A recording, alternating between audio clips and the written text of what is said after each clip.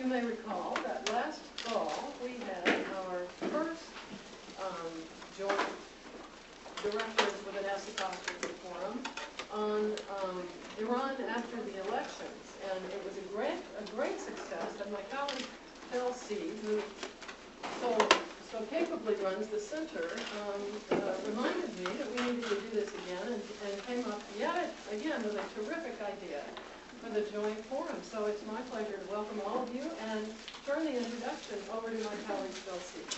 Okay, thank you, Geneva. Welcome, everybody.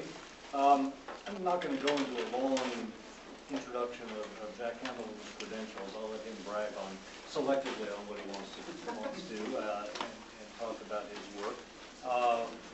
I will, however, brag a bit on his latest book, which is called Journalism's Roving Eye, The History of American Foreign Reporting, which is, Geneva's holding up, and which is just a terrific history with analysis and excerpts of how American journalism has looked at the rest of the world. In the book, Jack says that in a world such as this, foreign news gathering is a matter of national security, and like all matters of national security, requires constant reassessment. And it needs to be a kind of constructive reassessment, because there's always a lot of grumbling about not enough international coverage, or international coverage is too skewed toward the government's point of view and that sort of thing. But how do you fix it? How do you make international news reporting better? And I think that's one of the topics that Jack gets into today. In the book, he reminds us that the cast of characters of America's coverage of the world is really remarkable.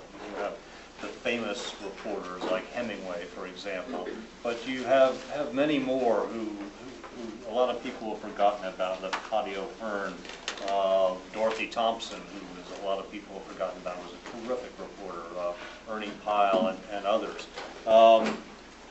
And so my point is that there is a richness in this history of American foreign correspondence based on the people who were doing it that makes reading a book such as Jack's a very lively enterprise.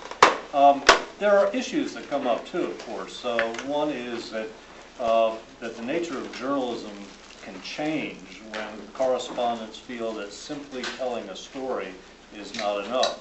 We've had people such as Martin Bell in recent years write about the journalism of attachment, and that's an issue that can sometimes stir people's hearts, but doesn't always reach their brains with some of the foreign reporting that's done. But if you look at American foreign correspondence, what we have today probably is a nation that collectively possesses vast power and vast ignorance about the rest of the world. And that's a significant problem that should not be dumped entirely on the shoulders of journalists, but it's something that journalism, in its efforts to cover the world, has to recognize. So with that as a prelude, I will give you Jack Hamilton. Thanks, guys. I'm very appreciative to have been invited here. There are people on this faculty who are longtime friends of mine who I get to see again. And there are many people on this faculty who I know a little bit, but admire enormously. And so it's just a wonderful opportunity for me to come out here and get to see how this very fine school operates. And I had a chance this morning to meet some students who were excellent, and I look forward to meeting them this afternoon. So I appreciate this a lot. I'm going to make a few comments for 20 minutes or so, and then do what I'm sure you'll enjoy most, which is to ask me questions I can't answer. So let me start out with one of my favorite foreign correspondents, although I have a long list, a guy named James Creelman, who wrote a book called On the Great Highway. And in it, he worked for James Gordon Bennett Jr. on the Herald Tribune.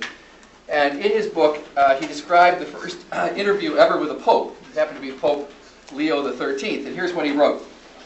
The Pope looked at me intently for a moment. "You are not one of the faithful," he said. "I am," Creelman responded. "What journalism has made of me." I like this story for a lot of reasons. First, it tells us something about the elan of foreign reporting. journalists love to, foreign correspondents particularly love to romanticize themselves, and of course Creelman was doing that. The second, it reminds us that journalism isn't static. It's always evolving. In the case of Creelman, what he was doing was really something that was quite an innovation at the time, which was actually to go out and do an interview. You know, it was Americans that invented the idea of doing interviews, and they did it as a way to make news. The British were much slower to come to this idea because they thought it was rather untoward to go and ask people questions and hope that they could make a story, get a story out of it, hoping, you know, the president might trip on the way out of the helicopter or something. In Creelman's time, there were lots of journalists that were doing this, and a lot of editors and publishers, and of course James Gordon Bennett was one of those, and one of his very famous news-making episodes was, of course, sending Stanley out, who was actually in many ways quite a bad journalist, by the way, sending Stanley out, and not to mention cruel, sending Stanley out to find Livingston in East Africa. The third reason I like this story is because, and this is very typical of the journalism of the time, it's inaccurate. In point of fact, the New York World had the first interview ever with a pope, and that was several years before it was actually Pope Pius IX. So it reminds us, too, that what foreign correspondents say about themselves is often bullshit. And finally, I like it because it leads to an obvious question. Okay, Creelman was what journalism made of him, but what made journalism and what made foreign reporting? That's the question that I think is particularly interesting. Journalists have done a great deal to burnish their own image, as one poem I once found in a little book that was done by some foreign correspondents who were hard up for time in Tokyo wrote. They called themselves Roving Knights of the Pencil. And the special correspondent, as a Scribner's magazine author once said in 1893, the special correspondent must be to the manner born. He must be as sanguine as a songbird and as strong and willing as a racehorse. The Chicago Tribune published a wonderful little dictionary in the mid-1920s, and they defined foreign news this way. What romance is there in the very words? If to this business of getting out a great daily newspaper there still clings any aura of the romance which once surrounded all newspapers and all newspaper men, it is the foreign correspondents who get the greater share of it. So there's obviously a temptation to write in these glowing terms about foreign correspondence. I, however, have resisted this. The real history of foreign news gathering abroad is really one of steady evolution. There are all kinds of people who have made foreign news. Some of them did a very good job, and some of them did a terrible job. And in many cases, they did a great disservice. Also, foreign news is not, contrary to what foreign correspondents like to think, made only by journalists who go overseas. It's made by editors and owners, publishers. It's made by newsmakers who can manipulate journalists. It's made by the public, who oftentimes don't pay attention to what the foreign correspondents say, or live in a world that actually forces foreign correspondents to write about certain things that would be that are less important than others. Technicians have also made foreign news, the people who invented ways for us to send news back home much more quickly. All of those things have shaped foreign news gathering. There are two figures, I think, that give us a sense of this. They both come from Chicago, and they both were in their own way colorful. One is Colonel Robert McCormick, who was the proprietor of the Chicago Tribune, the guy who wrote, had that little dictionary put together. He assembled his correspondents in Paris in 1927, and he asked them who spoke French, who spoke German, who spoke Italian. And only one of them, a guy named Larry Roux, didn't put up his hand for any of the languages. So McCormick appointed him to the enviable position of roving correspondent. He said, "I don't want my fine young American boys ruined by these damn foreigners." So what does that tell you about enlightened foreign correspondence? McCormick, who had been a colonel in World War I, was, of course, nothing if he wasn't quirky. He once cabled correspondent William Shire to go to an old French farmhouse to look for binoculars that he had lost during the fighting of one of the battles. One of the Tribune's correspondents, Edmund Taylor, once commented that messages from McCormick, quote, seemed to possess a kind of cosmic irrelevance that suggested the indecipherable cliff writings of some vanished civilization. On the other hand, there was a man who deserves a great deal of attention and hasn't gotten it, and that's Victor Lawson, one of the great heroes of my book. He was colorful only in the sense, I guess you could say, that he wasn't colorful. That is to say, colorful because he marked out a different position among owners of newspapers. Lawson was the proprietor of the Chicago Daily News. And I would argue, as a matter of fact, that the Chicago Daily News not only created the first modern corps of foreign correspondents, serious corps of foreign correspondents. But one could argue that the Chicago Daily News actually could be credited, if any newspaper can be credited with such a thing, as actually inventing modern American journalism. It was one of the great newspapers of all time. When I was in the archives of the New York Times, I found a letter from Ox when he was trying to buy the New York Times, and he wrote to Lawson trying to get a recommendation. And as a matter of fact, Lawson's recommendation to Ox was a bit tepid, I thought. It was rather carefully written when Lawson, of course, Ox eventually got the New York Times, and he kept a picture of Lawson, I think tellingly, in his office because Lawson was that important. Lawson's colleague in starting the Chicago Daily News was Melville Stone, who of course went on to create the modern Associated Press, and in fact Lawson was very much involved with that. But anyway, it was the Daily News at the end of the Spanish-American War that fielded the first great corps of American foreign correspondents who were sent abroad for long periods of time to write for Americans. These were Americans, as a matter of fact, American journalists. That's one of the things that was the hallmark of the Daily News. Americans who went abroad, good local reporters whom he sent abroad who became great experts in their field. The first Pulitzer Prize ever won in foreign reporting was won by Paul Scott Maurer, who was a Chicago Daily News correspondent, and later went on to be the editor of the newspaper. The dean of the press corps during the First World War was Edward Price Bell, who was a Chicago Daily News correspondent in London. And the list goes on and on. But we have to remember that even when Lawson started on this noble experiment, he wasn't sure how to get it right. I found all kinds of interesting stuff in the files about his experimentation, trying to figure out just exactly what foreign news should be. As some of you may know, in those days, at the turn of the century, what most foreign correspondents did on a routine basis, and first of all, most of them weren't Americans, there were a few, but most weren't Americans, is they sat in the office and they clipped the papers, the foreign papers, and then rewrote the stories and sent them back. Lawson's idea was that they would actually do original reporting, but the question is, what kind of original reporting? There were choices. And one of the first things he tried to do was a column from London called Queer Sprigs of Gentility, which is something that didn't fortunately last very long, but suggested that he was looking all over for ideas of how he could actually make this work. What happened, of course, is that in time, the Daily News correspondents became truly great experts. I mentioned in one of the classes this morning that I spoke to that Paul Scott Maurer wrote a book called Our Foreign Affairs in the early 1920s that ought to be read by everybody. It was so prescient. Among other things, he talked about global interdependence, but predicted the oil crisis 50 years ahead of time. He was an extraordinarily good journalist, and he was just one of many. Also, of course, what made the Daily News fun was that it had no problems at all being at war with the Chicago Tribune. And so that made for a lot of pyrotechnics and sort of had a division, created a division in that town that made for a lot of entertainment.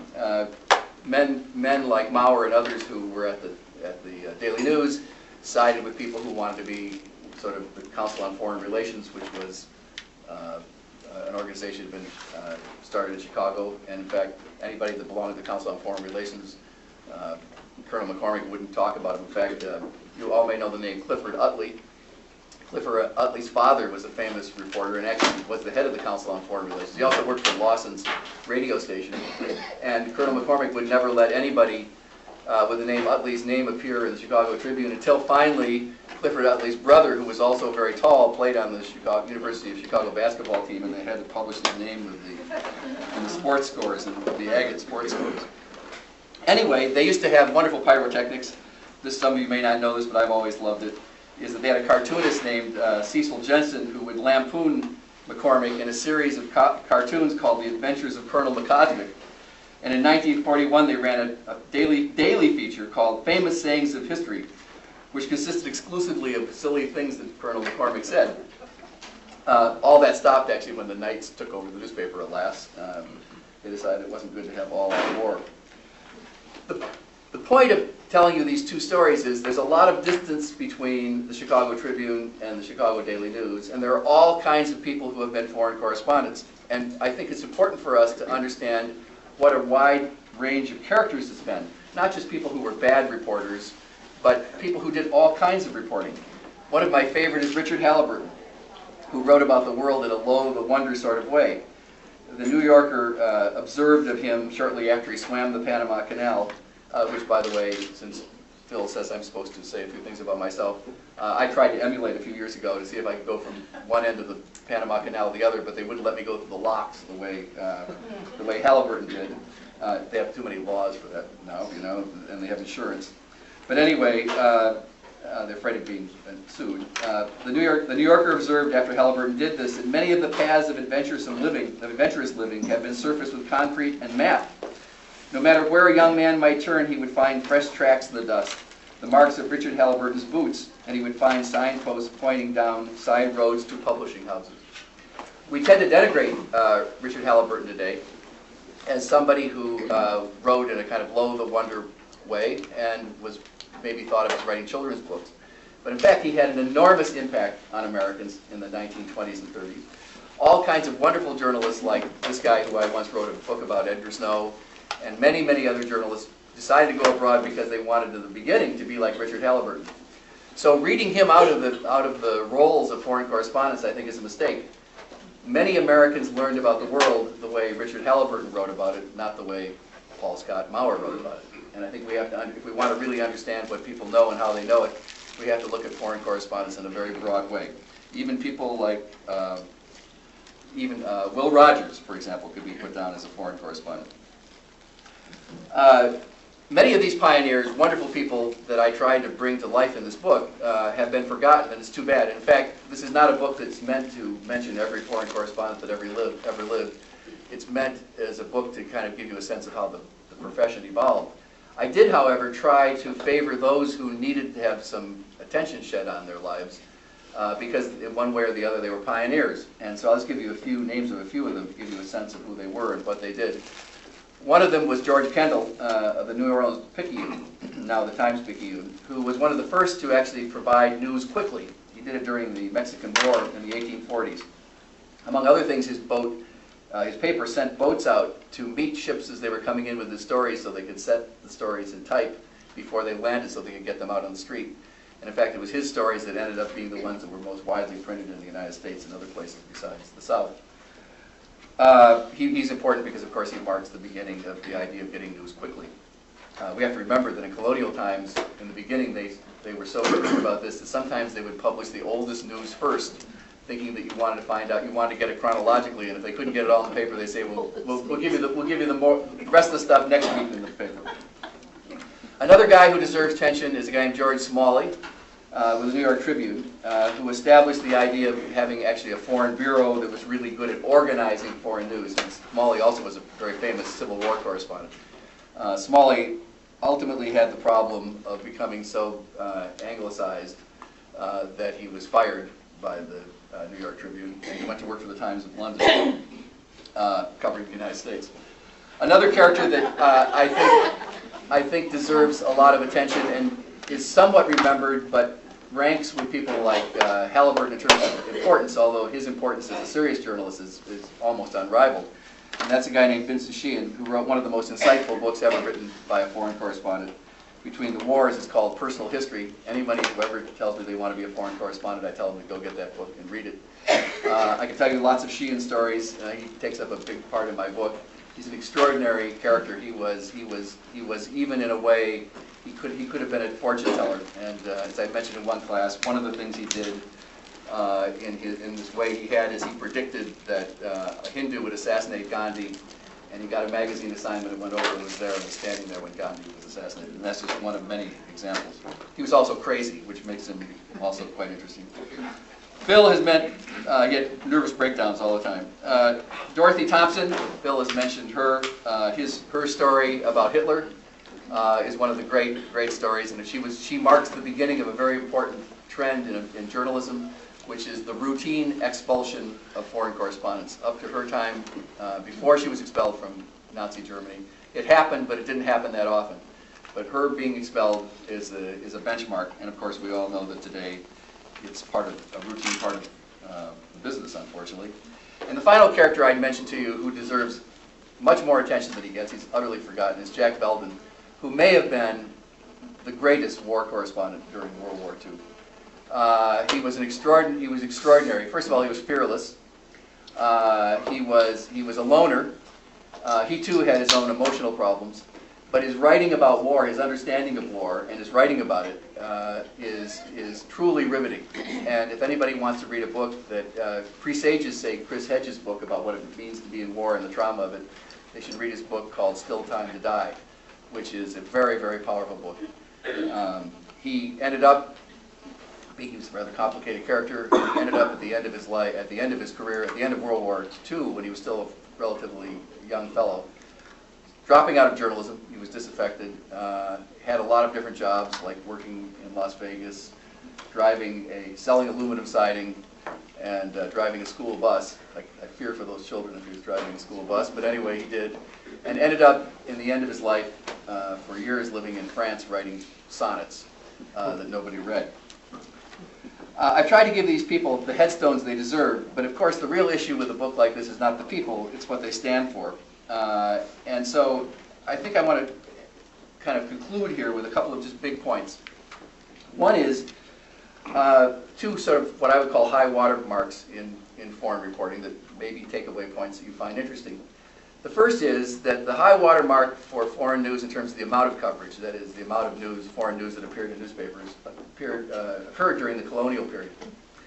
And the reason for that was that there were no editors and there were no reporters. There were just printers. And they needed stuff to put in the paper. And the way they got it was they ran down to the port and they took newspapers that came in on ships and they reprinted what was in those papers and put it in their papers. It was not unusual for Benjamin Franklin's paper and his paper was not unusual, to have the entire first page have only foreign news in it. So it either was stuff they lifted from overseas papers, or it was letters from true correspondents, people who were writing the things in, telling them stuff. But they weren't journalists, right? They were like bloggers today. The second high water point in foreign news, I would argue, is what I call the golden age. I might add, by the way, whenever I say this, everybody who's a foreign correspondent in the room remembers that when they were a foreign correspondent, it was the golden age. I said this at a talk. I said this at a talk at the AP a couple of months ago, and it set off a huge series of emails with everybody telling me I was wrong. Nevertheless, that's what I say in the book. I think the high water mark was the period between World War I and World War II. And the reasons for that, even though it's often seen as a time of isolation, it was actually a very rich period for foreign correspondents. First of all, they had lots of outlets. Radio was just coming along. There were lots of general interest publications that paid very well, so people could be actually, like Vincent Sheehan, independent journalists who could make very, very good livings. The public, even though it didn't want to be involved politically abroad, was very involved in all kinds of other things, from missionary work to commerce to relief work. There were all kinds of things that were going on overseas. We didn't want to necessarily have political responsibility, but we were involved in enormous ways. So there was audience interest. There was also, of course, audience interest because of the fact that we had this great clash of fascism and communism, all of which drew into sharp relief some major philosophical and, of course, the impending war, which many of these foreign correspondents understood. And finally, it was a great period because, I want to say one other point about that. Another reason it was good is there were so many journalists who could actually live and work independently, which I think was very, very important. They could go out and be abroad for years and years and years and really learn their subject. And to go back to Vincent Sheehan, by the way, who I think deserves credit for having been particularly good at this. Here he was, a freelance journalist, writing for the New York Herald Tribune, writing banner stories for them. And by the way, he was a little bit to the left, and the Herald Tribune was a Republican newspaper. And there's one story I love where he was there at the Anschluss, and he writes, I can't tell you where I get this information, but what's going to happen is that Hitler and the Nazis don't just appeal to a small disaffected group, they appeal to large bodies of the public, and this is going to end in World War. That was the lead story in the Herald Tribune, and that's pretty good journalism. And he understood, he was deeply knowledgeable about what he was covering, and he could speak with authority. And so that was part of the era. And then the other thing that made the era so good was it was a time when Americans were liked. And Americans could go anywhere and be received. The reason Edgar Snow goes to see Mao Zedong and actually gets the story of the communists before anybody else does was because he was an American. It wasn't going to be an English reporter or a German reporter or a French reporter that was going to do that story. It was going to be an American reporter. Well, of course, we know that today Americans are targets, and for them to get access has become more difficult. So I think that's the high water point.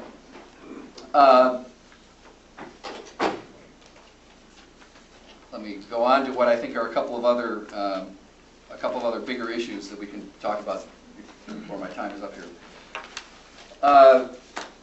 One of them is, I think, the question that's on everybody's mind right now, of course, which is what the future is. Many people think that foreign news is going to become extinct, and we see lots of, anytime you see an article, we quote people who say, you know, it's going to be like a dinosaur and all of this. I would say the following. I think traditional foreign correspondents are going to survive. There are still going to be relatively elite media, like the New York Times and others, that provide quality foreign news coverage. But I think that what's going to change is that the model that existed before, that was essentially a model that we all knew what it looked like, of what an elite foreign correspondent was like, is now going to be challenged in ways that has never been challenged before. I admit, because I've said so previously, that not every foreign correspondent was like somebody from the Herald Tribune. I mean, there were the Richard Halliburtons, after all. But there was still this vision of a sort of single idea of what that foreign correspondent would be like. And now we see all kinds of new ones. We see bloggers, for example, who work on the internet, who, as I said, are not unlike those letter writers in colonial time. We see specialized news media, like Bloomberg, which provides very high quality news, and not only on business and commerce. They provide very good, they win prizes now for enterprise reporting. And I should stop there and just say one thing. For all the talk we have about foreign correspondents becoming extinct, if you think about it, the number of foreign correspondents we have lost, say since 1992, which by the way is the date that Bloomberg started doing serious news coverage, the number of foreign correspondents we've lost since 1992 probably does not exceed 200. When the Baltimore Sun lost its core of foreign correspondents, they lost 6 people. That's pretty much what Newsday lost. It's pretty much what the Boston Globe lost, what Philadelphia Inquirer lost. The networks have cut back, but I mean, how many have they cut back? Well, Bloomberg has more than 1,200 people they put overseas. So, not all of us can pay $1,600 a month to get a Bloomberg terminal. I understand that, and that's a potential problem. But it's not like there isn't somebody out there getting news and doing a good job. Bloomberg's a very well-edited news organization. In fact, some people who work there think it's too well-edited. They can't do anything without Matt Winkler, the senior editor, looking at their story and telling them whatever quirky thing he's got, like you can't use the word but. This is a true story. You're not allowed to use the word but. We can get into why that is in a minute, but anyway. I think what we're going to see in this world that we live in today is a lot more enterprise, what's called, in many cases, parachute journalism. Enterprise journalists going after individual stories. Now, you know, lots of traditional people who cover news abroad, people who, like me, who have cared about the traditional way of doing it, look at parachute journalism as being very bad. But it's not all bad. It's not bad if a newspaper has a reporter in Rome, but also sends the religion reporter to cover the story about the new pope being elected. I mean, who's better equipped to cover the election of a new pope, the religion reporter or the guy who or gal who happens to be in Rome? A lot of newspapers did that when the pope was, when the last pope was picked. We're going to see a lot of highly specialized reporters go abroad, whether it's on cultural things like music, or social things like changes in attitudes toward women, which the Dallas Morning News did, in a very important series of articles they did, and the list goes on. Send people abroad who are expert in a topic area to cover stories overseas. I think we're also going to see more local reporters who find ways to make connections between what happens abroad and at home. And even though I don't think that's a substitute for people going abroad, I think it helps raise the level of understanding of local audiences as to what's important in foreign news, or why what happens abroad is important, I should say. We can go into, I'm sure you'll have questions, we can go in at some length of the various iterations of what new kinds of reporting will be, but what I think we see is now we see a multiplication or multiplicity of models of kinds of reporting being done abroad. And you could say, somebody asked me today, am I optimistic? You know, this isn't a question of being optimistic, it's a question of this is the way it is. I don't know how it's going to turn out, but I do remember Victor Lawson telling us that he were telling his reporters he wanted columns on queer sprigs of gentility.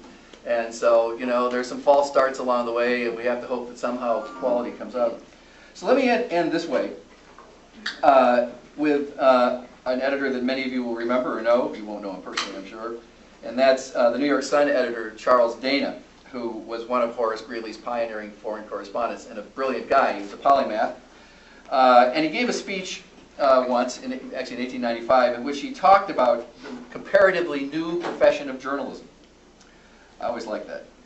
And he said, the most essential part of this great mechanism is not the mechanism itself. It is the intelligence, the brains, and the sense of truth and honor that reside in the men who conduct it, and make it a vehicle of usefulness, or it may be of mischief. What I think is important about that is that in the end, it's about individual people, and not just reporters, but people who start media organizations who help us find ways to cover the world better.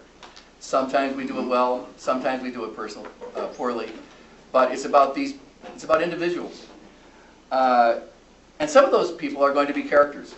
And you know, my feeling about this, not just because I like to write about them, is that some of these characters actually can do some very good things.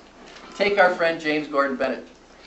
His news-making effort to send Livingston abroad was quirky. To go find, or Stanley abroad to find Livingston was quirky. And in fact, some of you may know that after he sent Stanley, he changed his mind to stop sending Stanley money.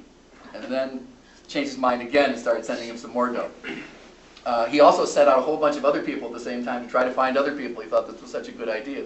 And in fact, there was years later when Stanley was back in Africa, 2 papers who sent people to find Stanley. And they had a race to see who could get to him first.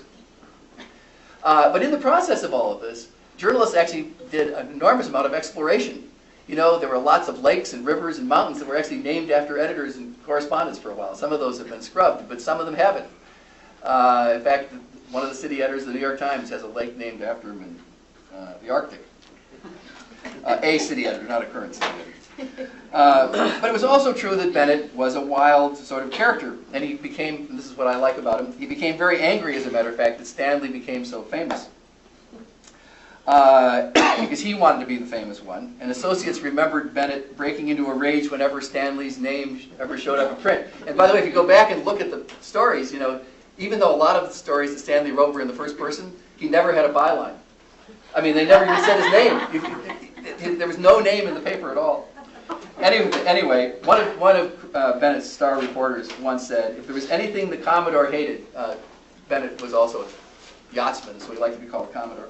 If there was anything the Commodore hated, it was to have anybody single out for praise any particular member of his staff. At one point, Bennett dispatched a reporter to investigate rumors that Stanley beat his wife.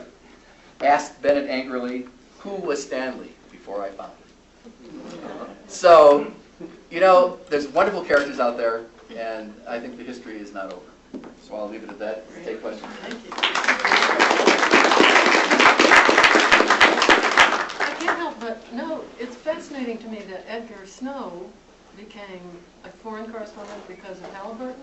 And in the memoir of our mutual friend Seymour Topping, the former managing editor of the New York Times, which I just read the galleys of to do a blurb, he talks about having become a foreign correspondent because of Edgar Snow. Yeah. But actually there were a lot of people, Susan Sontag, a huge list of people who actually read Richard Halliburton. He was an enormously influential guy. The 2 books that I think made a big difference for people wanting to be foreign reporters was Edgar Snow's Red Star over China.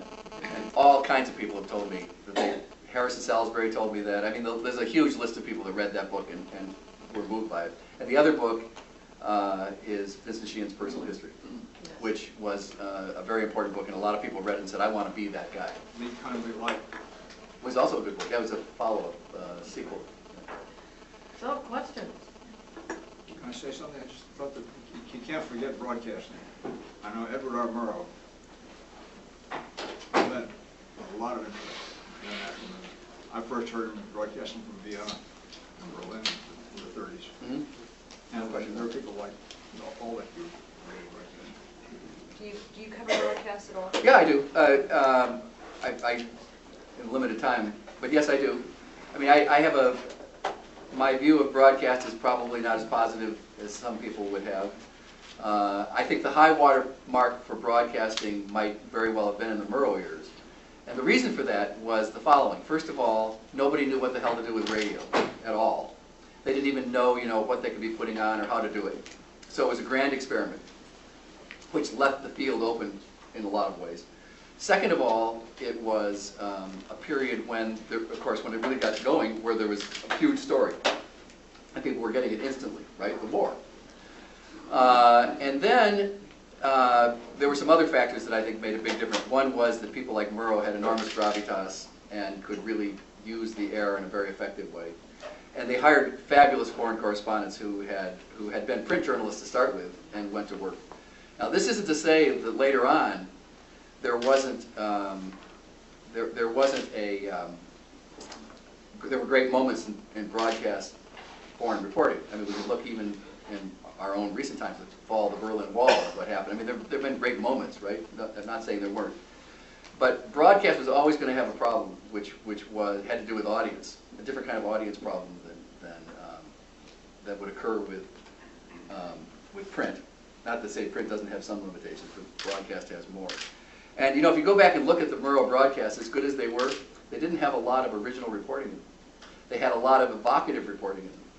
But you know, there wasn't a lot of going out and finding out stuff. Actually, if you make a comparison between NPR today and CBS, NPR does a better job. Now, part of that's because we've learned a lot more about how to do radio. You know, we've learned how to do broadcast. So there have been very fine broadcast foreign correspondents. They've done very good things, but I think as a news institution, it's had limitations. Just if we continue that, though, it almost seems that the entrepreneurial journalist, I'm thinking of Sebastian Younger, who's just done a great documentary on from the Karengal Valley in Afghanistan, and he's on his own. I mean, he's, you know, and he did a documentary about it, and he spoke to you too. That might be the new wave for broadcast foreign reporters, since everybody else is cutting their bureaus and cutting back. Well, I thought that, but I didn't know quite how to handle this because I'm still thinking about it. There's a way to think of broadcast, of where we're moving today, as broadcast having been on the way to where we're moving today. And that there's been an evolution in broadcast, right, that ends up kind of getting us to things like the internet, which is in many ways a continuation of that capacity. I actually, one of the things that comes through in the book, I think, we can talk about if you want, is I think actually technology has ended up being an enemy of reporting as much as a friend. But we can talk about that. Yep. I wanted to ask about the golden age, the second golden age in the 1920s, the interwar period. And that's also, of course, a great age of migration to the United States. So you've got a lot of people coming from other places, and whether or not that was an impetus for this, to have a better understanding of points of origin. These people are not reading English language media primarily, but they would be desirous of it. And then to compare that to today, a very diverse American public, and what audience demographics has to do with foreign reporting. Yeah, that's a really, I've thought about pieces of that, but I haven't thought about the way you framed it up. I don't know that the foreign correspondents in the 20s and 30s were reacting to immigration. I guess whether editors were. Yeah, so I can't answer that. I can't answer that question. I think if you look at the Daily News, one of the things that I think made the Daily News, Victor Lawson, want to be international was that, first of all, he was the son of a Norwegian immigrant who had made a lot of money in Chicago, and he was trying to figure out what to do with his, and decided he had a Norwegian newspaper and decided maybe I should start an English language newspaper. He also had lots of buildings and other stuff. He had a lot of money to start with. And of course, Chicago in that era, in the last part of the 19th century, was full of all kinds of people who had come from other places, and I think he thought of himself as appealing to those people. Of course, at the same time, Chicago was also, I grew up in Chicago, so I know something of this history. Chicago was also a place where was very provincial and in many ways the opposite of that kind of mentality. And that's why these two papers, in a way, I think, coexisted the way they did, along with a lot of others. But so I can't answer that question. I think clearly today what's happened is that, or this part's clear anyway, that now immigrants can actually end up getting all kinds of specialized news about their countries, and they don't need the American media to get it for them. And of course, foreign countries understand why that's why they're giving so many dual citizenships to people, because they realize the political power of being able, of what that means. Where's a hand over here, Meg? Yeah, maybe this is a little provocative here, but clearly good international journalism is in part a question of money and funding and resources and sending meetings and obviously. So traditionally, of course, it's always been the big outfits that have been able to do it. And we're talking, of course, of big American outfits in this case.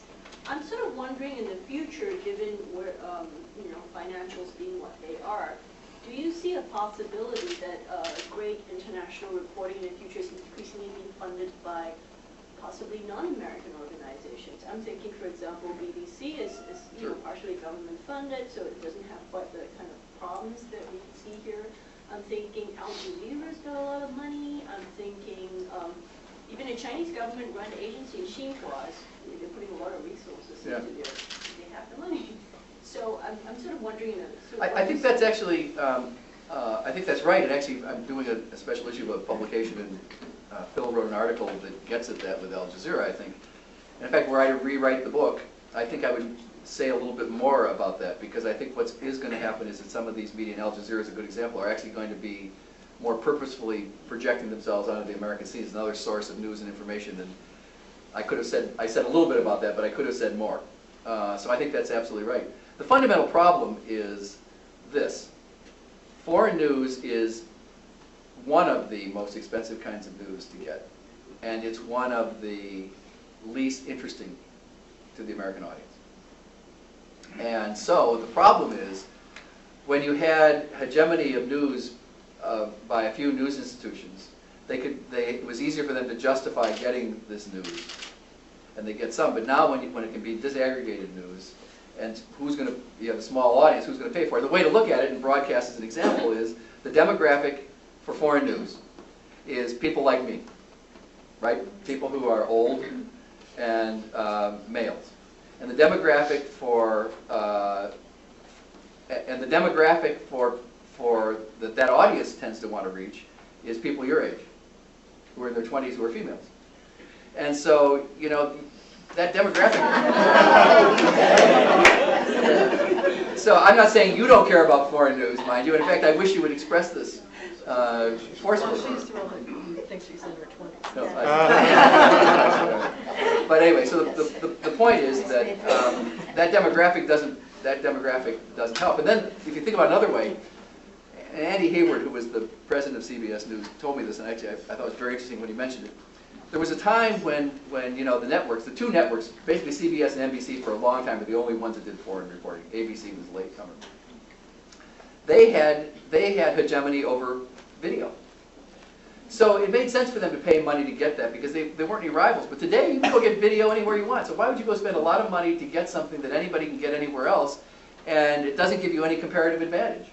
So you know, the finances are very important to understanding foreign news. And I get somewhat impatient with these foreign correspondents who say, well, you know, if editors and publishers were just better people, they would, you know, there'd be more foreign news. I mean, that's just crazy. I mean, they do what they do for real reasons. And we have to understand what those reasons are if we're going to solve the problem. You might want to know that Mei Feng is with the Wall Street Journal and just came from the Beijing bureau to our faculty and is on leave. So, and Judy's a long-time ABC correspondent. So, you know, Well, Judy, you're dealing with some interesting. That's good. Yeah, could I just tack on one question about that sort of goes with May's? When you were talking about that glorious period in between the wars being such a high point, and one of the factors was that it was possible that so many people could be overseas reporting, but many of them were freelancers. What were the economic reasons for that possibility? Because I think that's an interesting point now, when people are finding not the same level of pay that foreign correspondents for big operations get, but sort of more entrepreneurial. Right. We'll use this as an example. Edgar Snow, let's just take Edgar Snow as, I mean, it's an example, right? I mean, but it tells you something, I think, about this. Edgar Snow decides he wants to go around the world. He does this right before the Depression. He made a little bit of money in New York. So he decides to go around the world. He wants to be like Richard Halliburton and write travel stories.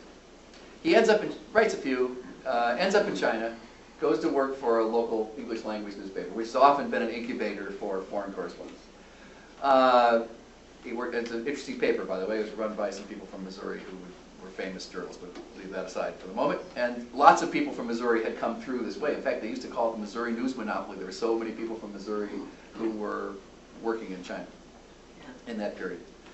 And then he starts, and he instantly, and I think this is something that made me really admire Snow, because when I read it in his correspondence, he immediately falls in love with the Chinese and doesn't like imperialism. From his first letter home, he says there's something wrong with this place. He's partly picking that up from the owner, who he's obviously been talking to. He starts traveling around, and then an organization, which there were a number of these during that time, called Consolidated Press, picks him up and hires him to be a correspondent for him. And he'd travel around Asia. They pay him a decent wage.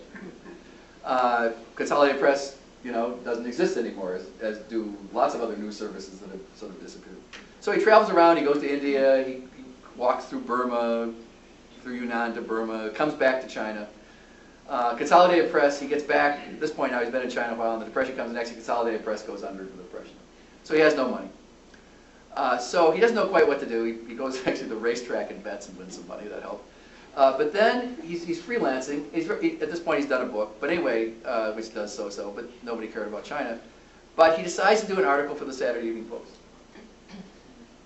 To his surprise, the letter comes back, and if I remember this, I was looking at this the other day, I'd forgotten the story. The letter comes back, and he looks at it, this throws it, and he thinks it's a bill.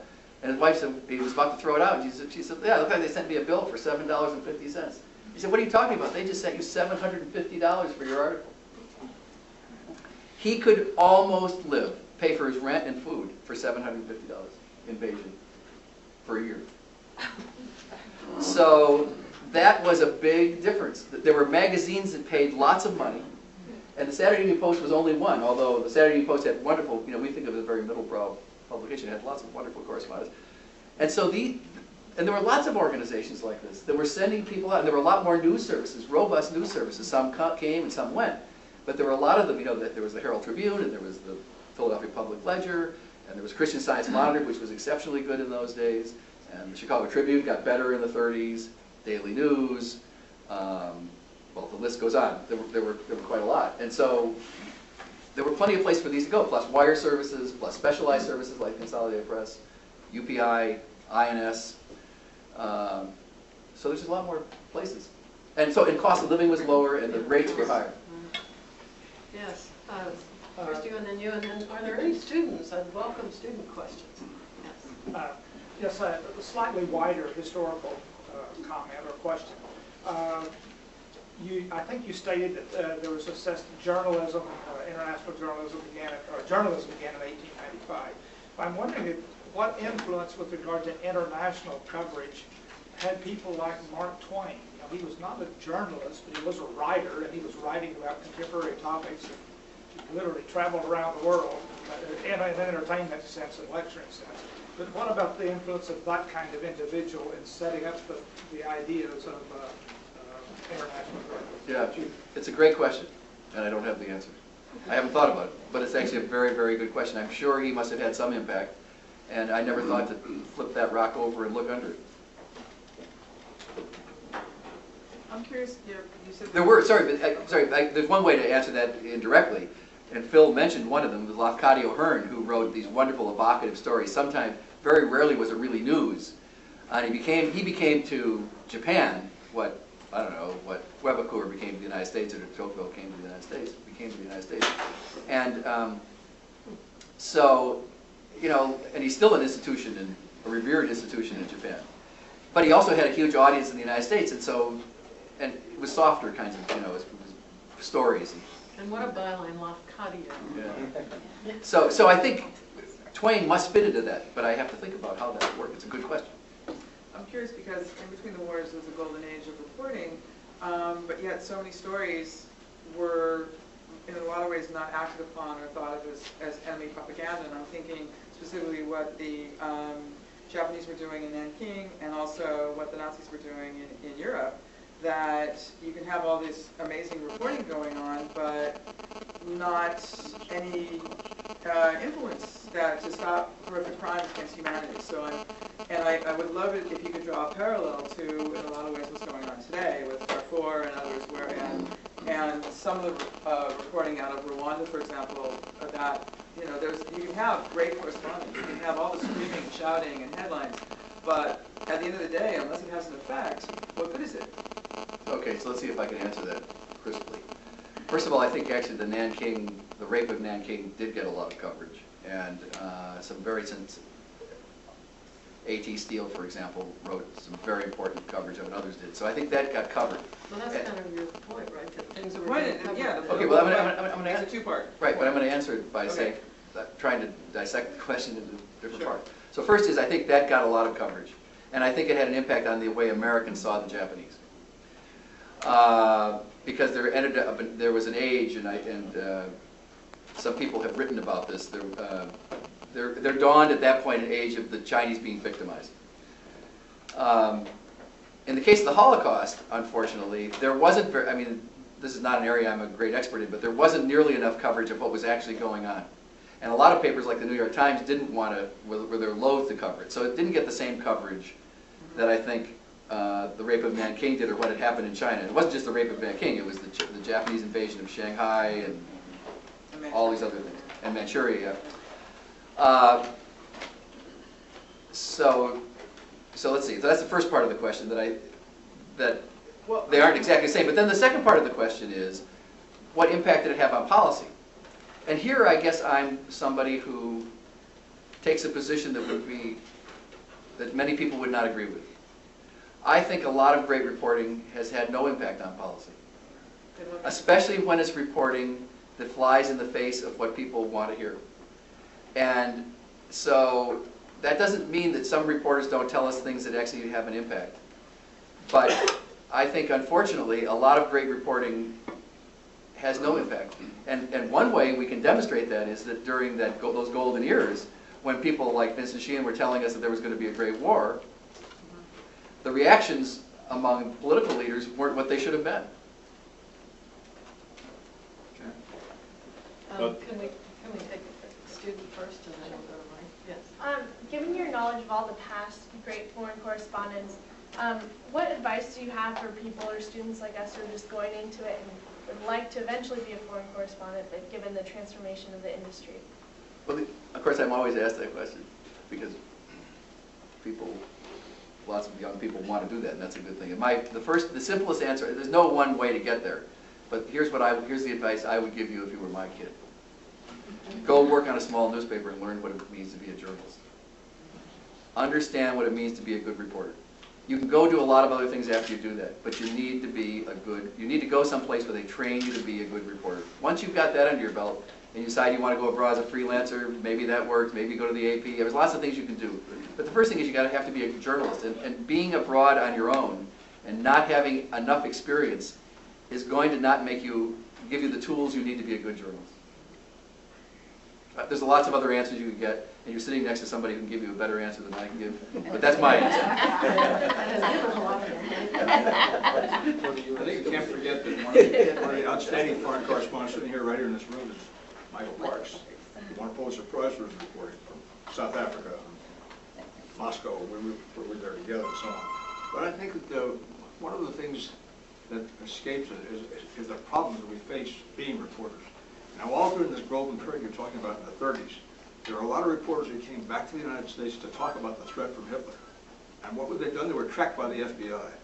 And it wasn't until they found out about it and tried to get the information from the FBI, who clearly took their tracking records and parked them in regional offices.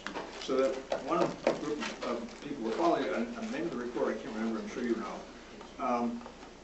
His file was in the Detroit office of the FBI. Nobody could ever find him. And he died never knowing really what happened. There's been a lot of harassment of journalists. Well, it's true that, it's not true in McCarthyism. It's Roosevelt true in McCarthyism. Yeah. And Roosevelt himself planted a lot of the seeds of what happened. I think that's right. This issue about whether the correspondence actually have effect on policy is an interesting one, because you can argue that Vincent Sheehan, for example, was very frustrated that he did speaking tours and people didn't pay him any attention. But on the other hand, at the same time, his good friend, Ed Murrow, was doing broadcasts from London that were, a question of how objective they were, but they were painting the Brits, the plucky Brits always, and softening, I would argue, American public opinion. So Roosevelt, who wanted to help the Brits, Murrow and Roosevelt were really, and Churchill were actually working apace. And it's interesting that if you think about conventional objectivity, that Murrow would go to 10 Downing Street and have drinks with Churchill. When he was denied the right to broadcast from rooftops during air raids, he went to Churchill and was the only reporter. British reporters were not allowed to do that. So there was a lot of softening up of Murrow, and he worked with the BBC and gave them advice on their broadcast in North America and things like that. And I think, without overstating it. He played a political role that helped ease the United States into greater support for Britain, which Churchill desperately wanted, which Roosevelt wanted to do, but he was more worried about his 1943 election. So you get into this kind of quasi-political role for some correspondents. And this whole question of objectivity, I guess what I did a book about Murrow, and I came away from it thinking, oh, is objectivity really all it's cracked up to be? And if you look at somebody like what Nick Kristof was doing several years ago in Darfur, nobody else was there, and he just, the New York Times let him write column after column after column. He's doing it now in Congo? Yeah, in Congo now, and even George W. Bush paid attention to it. Wow. And that's, he found out where it was, and then he responded to a certain extent with policy.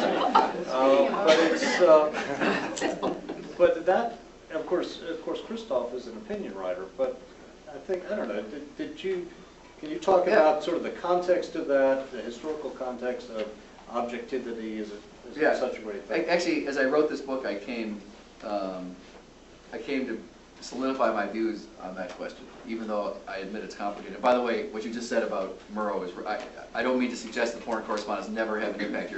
My answer was a sledgehammer, and yours was a much more refined answer. Of course, they sometimes have an impact. But I guess I was trying to say is, when people are going in one direction, it's hard for a foreign correspondent to say something and get them to go another way. You know, Edgar Snow said that Chinese communists were communists, and everybody in the United States said that they were just agrarian reformers. And he was saying they didn't want them to be communists. Then they got mad at him when he said they were agrarian reformers during the McCarthy period, and he hadn't said that at all. He said they were communists. So, you know, Americans were hearing what they wanted to hear, and I think what I'm trying to say is, it's not that simple that a good reporter tells you things and everybody goes, wow, is that true? I mean, I don't think it quite happens that way. But it's a subtle process. You've written some of the most important work on this, about how the CNN effect works and when it doesn't work. It's complicated.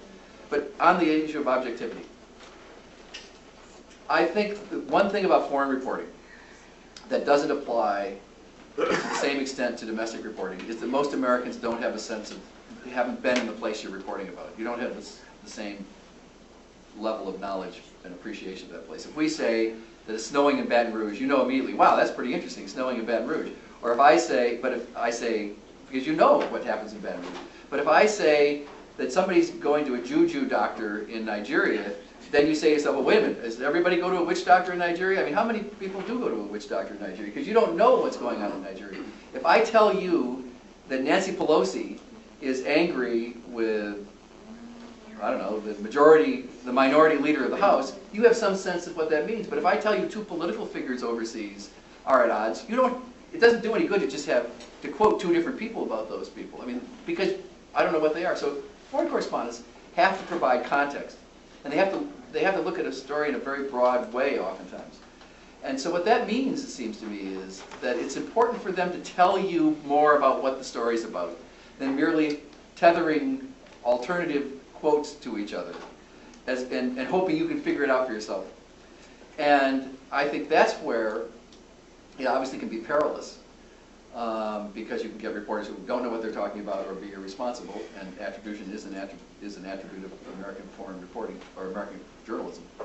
But I think what we need is people who are knowledgeable abroad and have the expertise to be able to tell us more about what's happening than to rely on a rather superficial idea of what balance and objectivity is, which is really pseudoscientific in many cases, and a crutch to avoid actually really informing us.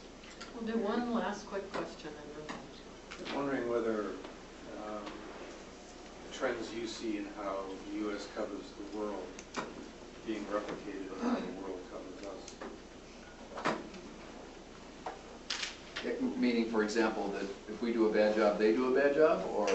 No, the number of foreign correspondents shrinking, the number of newspapers being reduced, the level of coverage of international affairs not being the same.